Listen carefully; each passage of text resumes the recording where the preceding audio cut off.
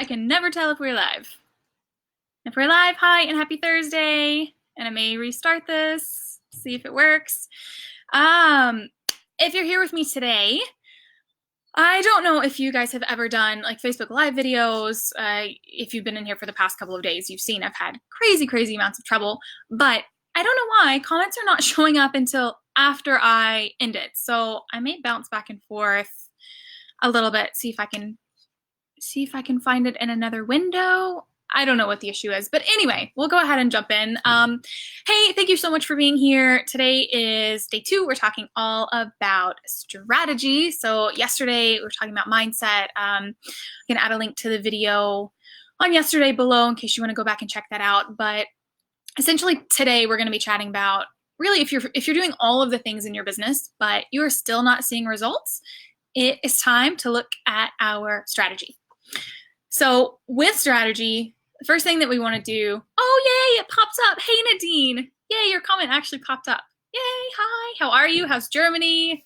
Hope it's not super cold. It's actually really pretty here right now, thankfully. But with strategy, we want to make sure that we're keeping it simple. So when we're first starting out for our business, we primarily want to be focusing on one thing, and that is finding clients. And I don't know why, but I'm losing my voice, so bear with me. Now, sorry, maybe you've had some success with finding clients, maybe intermittently, but it's been difficult to keep a steady stream of clients coming through the door. Or maybe you're struggling to find your first or second client, or maybe you're somewhere in between. No matter where you're at currently, this is going to apply.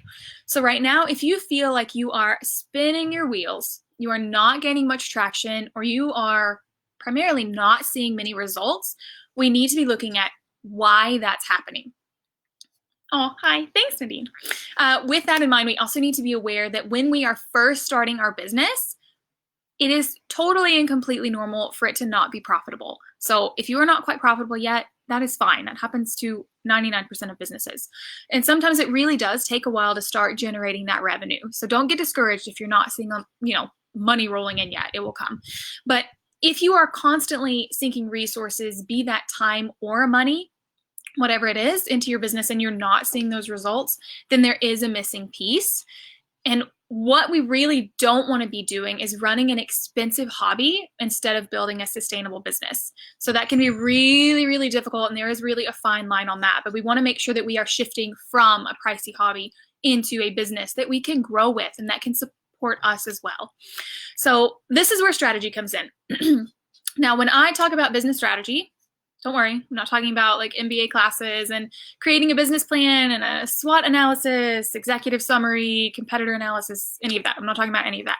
What I mean by strategy is essentially we're building a roadmap that is going to help determine the direction of our business. So helping us get from here to here. Now, when you think about your strategy, you want to keep these 2 things in mind. Your strategy is going to help you determine how your company is going to achieve its goals, point 1. And also how you're going to meet the expectations of your clients, point 2. This is what your strategy is all about. Now, again, as we mentioned yesterday, we can pull from our foundations, like why we're in business, who we're serving, what our values are, etc. But our strategy is very actionable. All right, so for example, let's say you're a web designer and your goal is to sign, 2 new clients per month.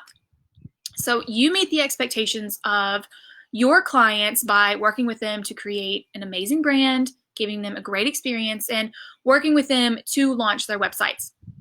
So we've got our goal, 2 clients per month, and we've got how we're meeting those client expectations. But how are we going to actually find these clients? There are actually about 1 million different ways that we can find clients and different strategies that we can use. So let's say some examples. We can use referrals and find our new clients from previous recommendations. We can do video trainings in Facebook groups to sign new clients. We can make insanely useful blog posts and then pin those on Pinterest.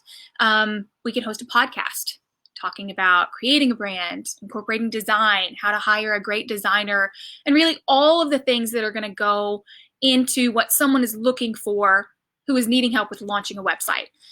We can use Facebook ads to grow our email list and then use email marketing, et cetera, et cetera. We can do a combination of really all of those. But my point is there are a million, literally a million different things that we can do. And each and every single one of those strategies will work if they are done consistently. Are some going to be better than others, and will some be more effective? Yes, of course. Will you find out what works better and what you enjoy the most over time? Yes, as well. But here's the thing with strategies. They can and they will shift and they will change over time. That's completely normal. And as you start getting clear on where your audience hangs out, what your audience most resonates with, the types of content that they react to, and also communicating your own specific solutions to their problems, you're gonna gain clarity on exactly which strategy is gonna work best in your particular situation for your particular business. But here is what happens so often with newer businesses. You may have seen this as well, but particularly with women who are trying to grow a business in the online space. So women generally will start something and we'll do it for a couple of weeks, and maybe we'll do it for a couple of months, and we don't see results immediately, which really sucks. So then we think our strategy is not working. So we stop it and we switch it and we do something else. And then we do that for a couple of weeks, maybe a couple of months, and then we don't see results immediately. And it's really, really easy to get discouraged. So then we stop and switch it to something else. And really, if you see where I'm going here, like the cycle is just continuing. We are quite literally just spinning our wheels. So when this happens, it's really easy to feel like we're doing things wrong. No one wants to work with us. You know, our mindset can kind of go haywire and just go on the hamster wheel. But maybe we feel like we don't belong in the online space. But at the end of the day, to be frank, this is where a lot of businesses fail. And I say fail with quotation marks because, I mean, that's when we quit. But here's the thing, 99% of the time, if we had just continued with that first strategy, we would have started to see results. Now, of course, we can hone that over time. We can figure out what works better, what we resonate with more, what our audience likes more. We will figure that out. But honestly, you can throw spaghetti at a wall, and it's just with strategy, you can, if you do something consistent and you keep doing it, even if it is not the best strategy, you will still see results. So here's something else with strategy. In Facebook groups or Instagram posts, Pinterest pins, you know, anywhere in the online space, webinar trainings, podcast episodes, whatever it is, you are going to be inundated with different experts, really, honestly, maybe true experts, telling you that this strategy works. This is going to be what takes your business to the next level, whatever it is. And honestly, each and every single one of those people may be right. Doing this, whatever this is, if acted upon and if you do it consistently, it will likely work for you. But here's the flip side that is not often talked about. Your strategy needs to feel good for you. It needs to feel good for you. It doesn't matter if videos are the next hot thing and the quickest way to, you know, get visible and grow your audience. If you hate showing up, if you hate doing videos, if it causes you anxiety and stress and you do not enjoy it, and that causes you to not take action, that's not a great strategy for you. It doesn't matter if someone can help show you how to use Instagram, whatever. Let's say you can use Instagram to explode your reach. Okay, there's definitely a lot of Instagram experts who know what they're doing and have grown their business with that.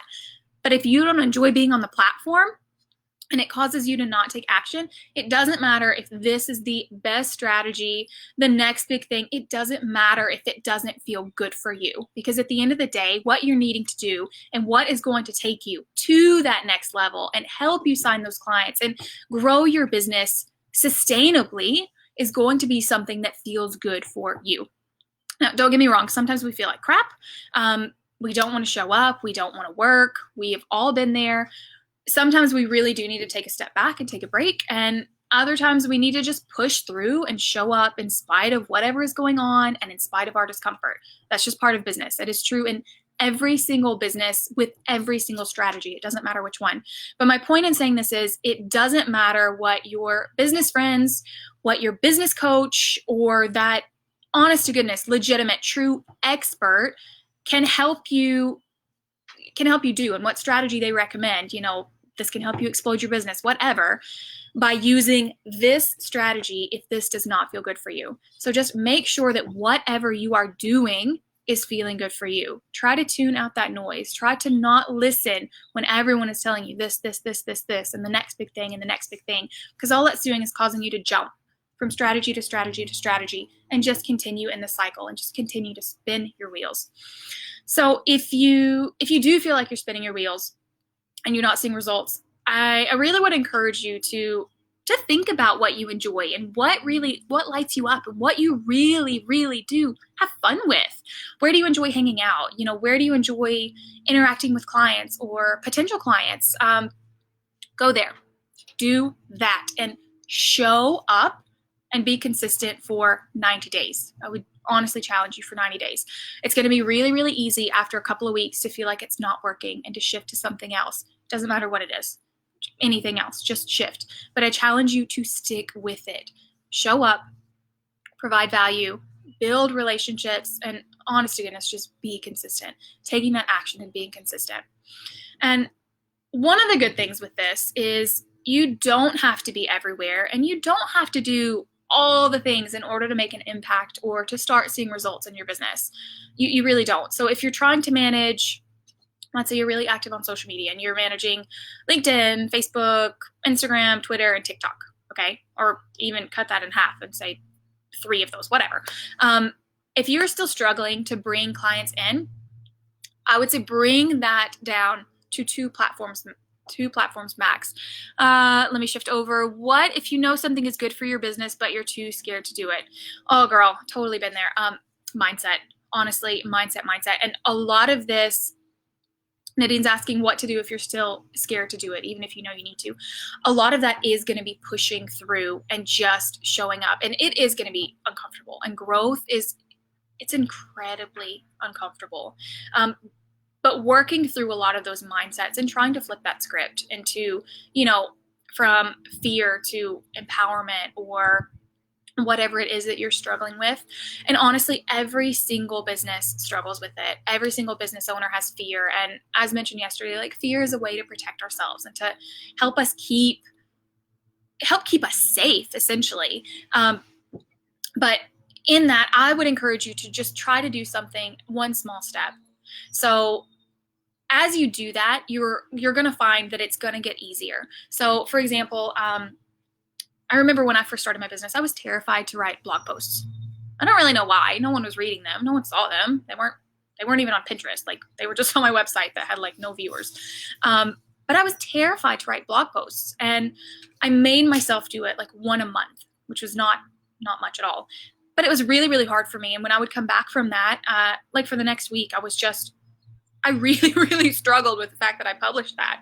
But over time, it got easier. And so I would do blog post publishing, and then I would start getting active in Facebook groups. And what I would do is I would publish a post right before I went to bed so that I couldn't keep checking Facebook throughout the day because I was so scared. And a lot of that really did boil down to mindset and just kind of dealing with what those issues were underlying and pushing through those. But it's always going to be uncomfortable, and growth is always scary. And that's another way that we can know that we are growing and we are shifting, because if it is uncomfortable, there's a reason for it. And it's usually because we're about to break out of something and go into something else. Hi, Melody. Super excited you're here. Hey, girl. Talking about strategy today. So Nadine, if you have any other questions, Mel, if you have anyone else who's on here, I see a few more people are on here, but it doesn't show me who you are unless you comment. So please say hi. But anyway, we're essentially just talking about how if you're doing all the things and you're still not signing clients and you're overwhelmed and you're all over the place and really legitimately doing all the things, I would encourage you to try to bring that to 1 or 2 platforms max. So, maybe LinkedIn and Facebook. Those are my favorite places to hang out. Those are where I find clients. I like having fun with those. And slowly, you're welcome, Nadine. Slowly, I build that back up as I hired on a team and as I'm working with more people. But honestly, I still don't really enjoy like Instagram. I have no idea what TikTok is about. But my point in saying that is you want to repurpose your content. You can do that on different platforms, of course. But the point is to not be spreading yourself so thin that you are all over the place but you're not really building that know, like, and trust factor with the audience that you have on those different platforms. So again, as you grow, as you're getting a client roster that's filling up, as you are, becoming a trusted name, whatever, as you're hiring on a team, you can always incorporate those back in. You can always build those back up. So while we're on this topic, I would like to quickly point out that busy does not equal productive. So what I mean by that is, again, going with our client example, if you are still working to find clients, you want to be focusing on income generating activities. Now, what I mean by this is you want to be building your network, cultivating relationships, showing up, providing value to your audience, and getting visible. And if any of those feel uncomfortable, if any of those are scary, that's okay. If you don't quite know what does she mean by providing value, essentially, you want to be thinking about your client, what they need, what you can help them with, what problem you can solve, and you want to be getting visible even when it scares the living daylights out of you. Because if you are constantly just, again, going in the cycle and you are constantly spinning and you are constantly doing busy work, like tweaking your website or thinking about your next rate opt-in when you don't have a client right now, back-end stuff is important, don't get me wrong, but when you are first starting out or when you are trying to sign those clients, you want to be focusing on income generating activities. And if you even want to challenge yourself and, income generating activities, those are the ones that scare us the most. So reaching out, building relationships, talking with people, getting visible, et cetera, like really putting yourself out there. If that is really scary and that's something that's really, really challenging for you, and you still do want to be working on your website or working on your opt-in, especially during the circuit breaker and when things are in lockdown, if you have extra time, great. You can set a priority and work on income generating activities first. Now, what I mean by this is literally do this first and do the other stuff later. And if you don't have time, if you are still working in, a full-time job, if you have kids at home and you only have an hour to work on your business right now, whatever it is, your priority needs to be income generating activities. So focus on that and ultimately shifting from a hobby or an expensive hobby into a productive and sustainable business.